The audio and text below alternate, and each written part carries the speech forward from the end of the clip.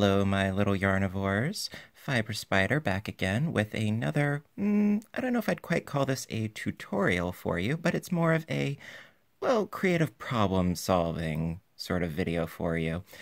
Do you have scraps? Do you have one that quickly turns into a mountain? I bet you do.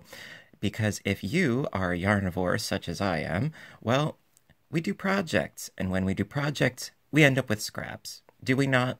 I think we do.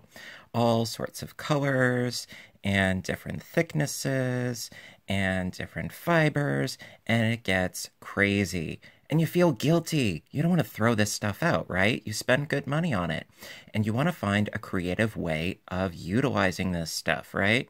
Well, I've come up with one idea of many that, you can use for yourself, and I hope that you'll find it as helpful as I have.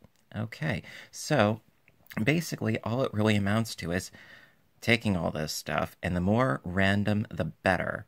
Love, love, love randomness in this project.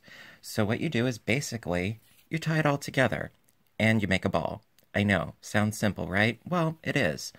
If you can tie a knot, boom, you're good. It doesn't get much simpler than that.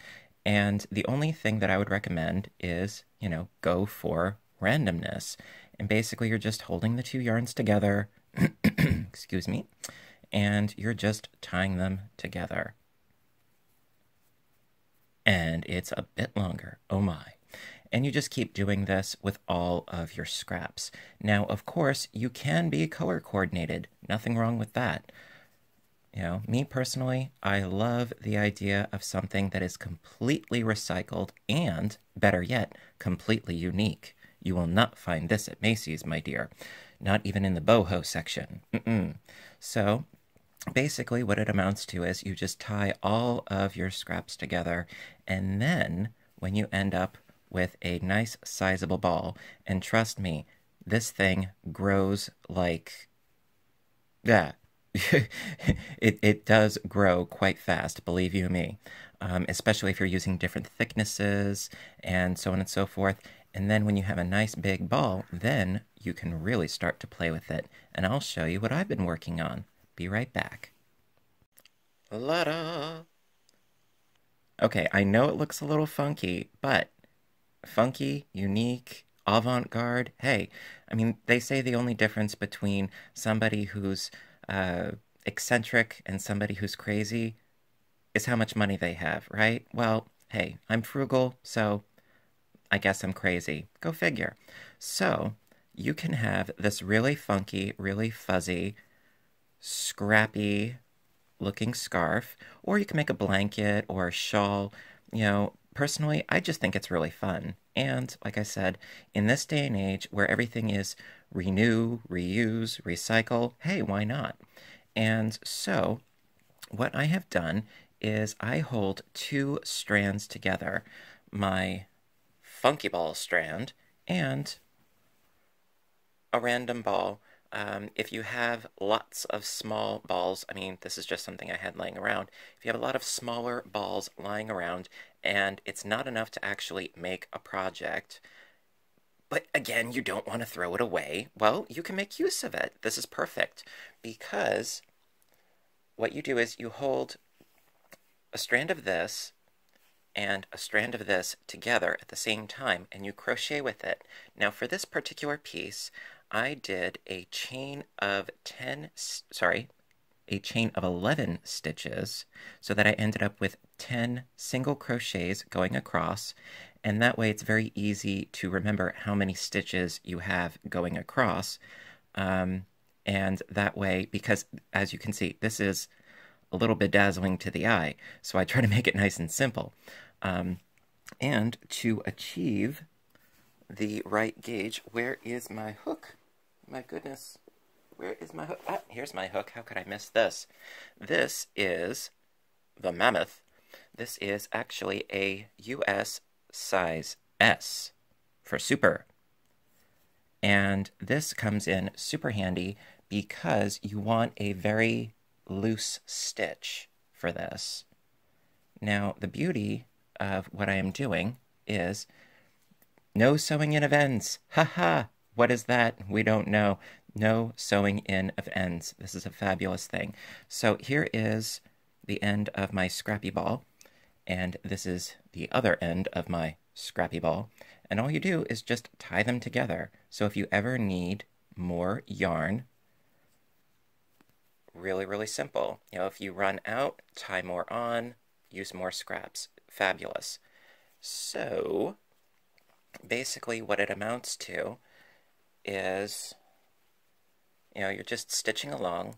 And so as you can see, there are 2 strands, my scrappy ball and my working ball. Now, I would strongly suggest using 2 strands held together because it gives the project a bit of uniformity, as you can see, since I've been doing a bit of yellow here. Also, it sort of evens out the playing field. If you have a really thin yarn and a really thick yarn, it makes the piece itself more uniform. Originally, when I started doing this, I originally called it a shafgan, a shag afghan, and I wasn't using a secondary thread, and actually it caused the width to go in and out and in and out because of the different thicknesses, and I found that to be very distracting. So I would strongly suggest using another strand of yarn, preferably keeping that thickness constant throughout. Now, when you want to change this ball, again, super, super simple, because you don't have to worry about sewing in ends. It's a fabulous thing. So what I'm going to do is I'm just going to cut it right there. Oh my. And then we're going to start in with a new color, and I will show you how I go about doing that. So I'm going to pull out the last stitch because we want to finish the last stitch with the new color, right? Now, it does take a little getting used to using this size hook because, I mean, let's face it, you could really hurt somebody with this thing. It's huge. So, going to finish up this last stitch with our new yarn. And so I'm going to hold the tail end of my new yarn with the tail end of my old yarn together. So 2 tail ends. And then I'm going to take the 2 working strands and I'm going to finish up the stitch with the new strands. It's really as easy as that. And because this is all single crochets, again, it's another one of those projects where it is super, super easy. You don't have to think too much about it. And because it's sort of shabby chic, well, for me, I guess it's more shabby, you really don't have to worry about, does it look perfect? Actually, no. It has a really organic feel to it. And I really like that. And especially if you use a particular color palette. Say you're like me and you love earth tones, rusty browns and moss greens and so forth. You could get some really neat effects. So basically, be sure to just have both strands on at the same time. And now because you're working with 2 strands held together, be sure that you have 4 strands that you're going underneath. And that's really all you have to worry about. It is super, super easy. It is super, super quick. And the beauty of it is, as I said before, you don't have to worry about sewing in any ends. See right here, we have the 2 ends from before, and all you have to do is knot them close to the edge of the piece, like so, and then just snip off the ends, because it's just going to create more shag. Ta-da! Easy as that. And before you know it, you will have a really funky, really fabulous, and totally unique recycled project, and I think a great way to use some of your scrap. So listen, I hope you enjoyed this. I know it wasn't quite so much of a tutorial, but I just think it's a great idea. And actually, believe it or not, I have sold these. I know some ladies, they absolutely love them. And hey, why not? And you can get really creative with different patterns and so forth. And the texture, it's so warm and fuzzy. Anyway, enough of my rambling. I'm sorry, I just get so excited about sharing stuff with you guys. So I hope you liked it, and if you did, please hit like, comment if you have any comments. Of course, I love hearing from you guys. If you haven't done already, please hit subscribe because I try to keep making as many videos as I can, as often as I can, because I love doing it oh so much.